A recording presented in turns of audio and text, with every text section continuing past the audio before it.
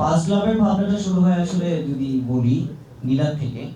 কারণ আমরা অনেকদিন ধরে তসিফ ভাই আমি প্ল্যান করতেছিলাম যে আমরা নতুন একজন সাথে নিয়ে নতুন কাউকে নিয়ে তারপর হচ্ছে একটা কাজ করব। তো ভাইয়া বললো যে তসিফ ভাই বললো যে তাহলে চল আমরা ক্যাপিটালের সাথে যে কাজটা করবো এটা আমরা নতুন কাউকে নিয়ে নামি। তো কি হবে এটা চিন্তা করতে করতে তো যে একটা ইভেন্টে আসলে নীলার একটা সাক্ষাৎকার দেখছিলাম আমি যে ইন্টারভিউ দিচ্ছিল। ওইখান থেকে আসলে আমি তসিফ ভাইকে বলি যে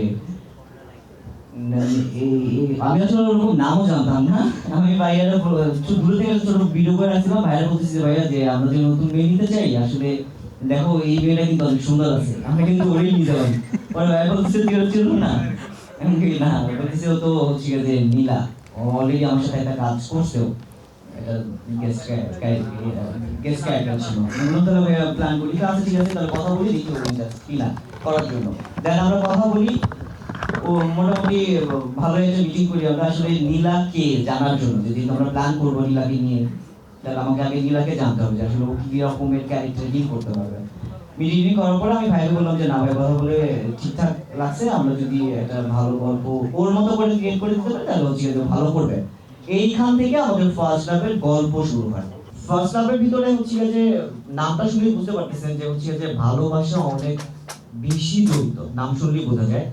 তো আর ফার্স্ট লাভের সাথে মোটামুটি সবাই পরিচিত, ম্যাক্সিমাম মানুষই হচ্ছে যে প্রেমে পড়ছে, প্রেম করছে, কেউ পাইছে কেউ পায় নাই, কারো অনেক কষ্ট বেদনা জড়ায় আছে, দেখা গেল যে একটু পরে অনেকে কান্নাও করতে পারে।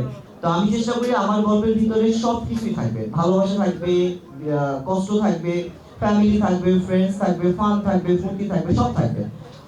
তো এইটাতেও আমি চেষ্টাটাই করছি যে আমার গল্পটা যাতে হচ্ছে সবকিছু থাকে, দেখে যাতে সবাই এনজয় করতে পারে, কিছু নিয়ে যেতে পারে, সেটা হোক ভালোবাসার জায়গা থেকে, হোক ফ্রেন্ডের ভিতর থেকে, হোক ফ্যামিলি সাইড থেকে। এই দুইভাবে করে গল্প রেডি করছি। আর অন্যান্য গল্প থেকে এই গল্প আমার প্রেজেন্টেশন একদমই আলাদা, ডেপথও আলাদা, ভালোবাসার অ্যাঙ্গেলগুলো আলাদা, ক্রাইসিসগুলো আলাদা। সবাই দেখবে, দেখলেই বুঝতে পারবে এবং এনজয় করবে।